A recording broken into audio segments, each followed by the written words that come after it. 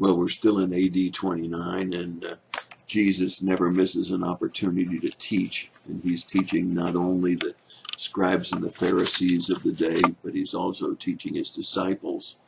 In chapter 15 of Luke, we find, and it's only, by the way, in the Gospel of Luke, these last several events, we had the lost sheep, the lost coin, and the lost son.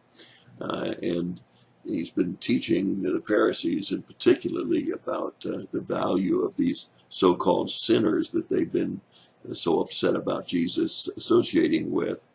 But he continues his teaching not only to the Pharisees and the scribes, but also to his disciples. And so as we enter into chapter 16, once again, we have multiple issues.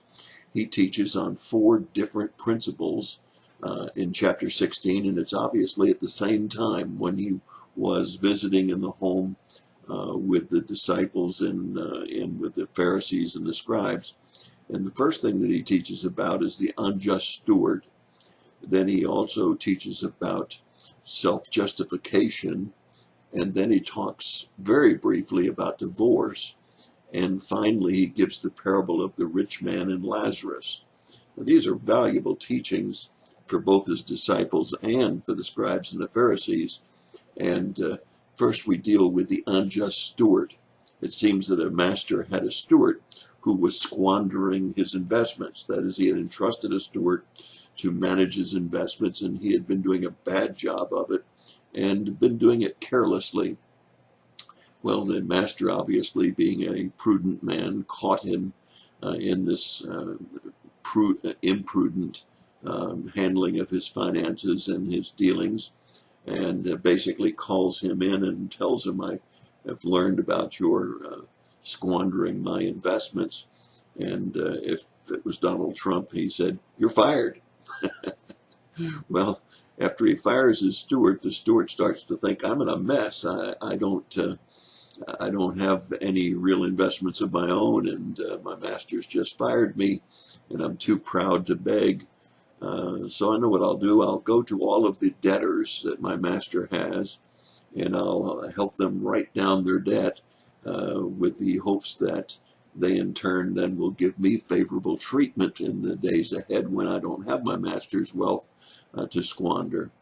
And so he makes a deal with each of the debtors, writing down their debt without paying that money into this master. And of course the master finds out quickly, and the master says, you're shrewd compared to righteous people. But he goes on and teaches a lesson, and he says in verse 10, which is kind of a key verse, he says, he who is faithful with little things will be faithful with much, and he who is unfaithful with little things will be unfaithful with much.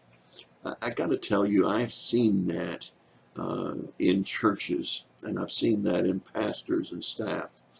If they're not faithful in little things, they're not going to be faithful in big things. If they're not good stewards in little things, they're not good stewards in big things. And after all, it's not our money as pastors and as staff members of a church.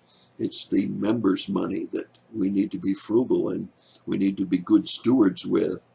And so he's making a very good and strong point here that we have to be faithful even with the little things.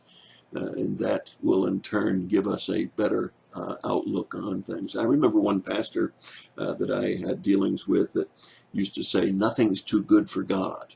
Well, it was a justification for spending lavishly on things that didn't need to be spent lavishly.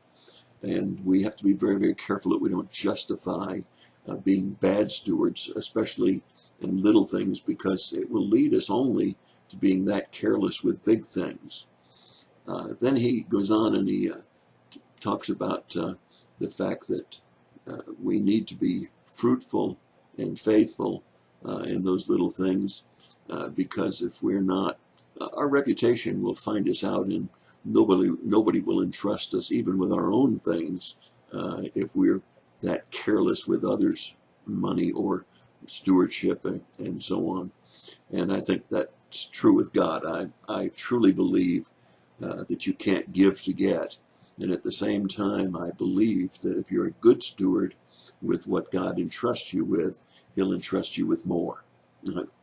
You can't turn around and figure that this is a give to get kind of a philosophy, because it's not. But God's looking at our hearts, and he's looking at our stewardship, and I believe he'll entrust us with as much as we can be trusted with. Now that's an interesting principle, isn't it? He'll entrust us with as much as we'll be faithful with.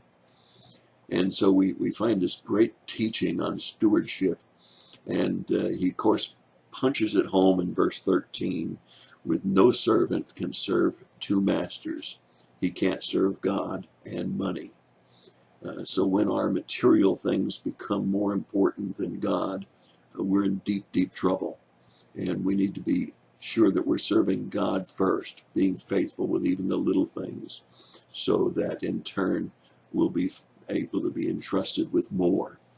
I think that was a good message when we looked at the times that God has shown through the scriptures that when a person was faithful with a little bit, that he entrusted him with more, and vice versa, that when a person couldn't be trusted with a little, why would God possibly give him anything more to be entrusted with?